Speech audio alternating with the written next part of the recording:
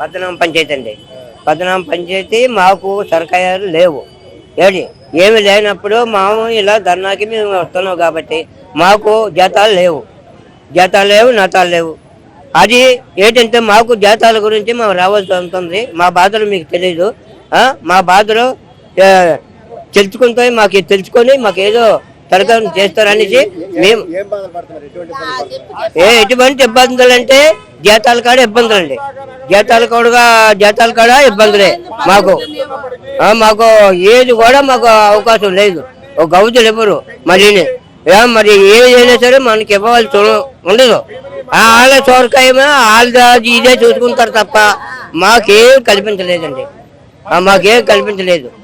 అలాంటప్పుడు మీరు ఏదో న్యాయం చేస్తారని మేము ధర్నాకి వచ్చామన్నమాట. జీతాలు పెంచమని, తర్వాత మాకు ప్రభుత్వం తరపు నుంచి గుర్తింపు కార్డులు ఇవ్వమని. మేము గత 15 సంవత్సరాల నుంచి పనిచేస్తాను కానీ ఇప్పుడు వరకు ఉద్యోగ బాధ్యత అనేది లేదు. పనిచేస్తే జీతం, లేకపోతే ఉండిపోతే కటింగ్. ప్రతి కార్మికుడు కూడా గుర్తింపు కార్డు అనేది లేదు.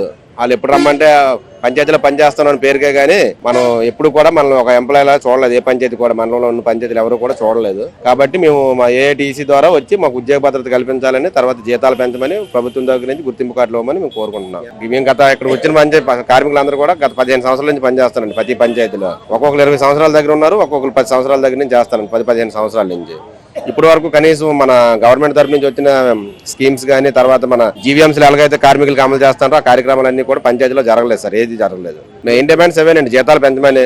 కనీసం ఒక్కొక్క పంచాయతీలు అయితే 5,000-6,000 జీతాలే ఉన్నాయండి. ఇప్పుడు మనకి కనీసం సమాన పనికి సమాన వేతనం లాగా ఒక్కొక్క పంచాయతీలో మగవాళ్ళకి ఒక రేట్ ఇస్తారు, ఆడవాళ్ళకి ఒక రేట్ ఇస్తారండి. అలా కాకుండా అందరికీ సమాన పనికి సమాన వేతనం లాగా ఇవ్వాలని కోరుకుంటున్నాం అండి.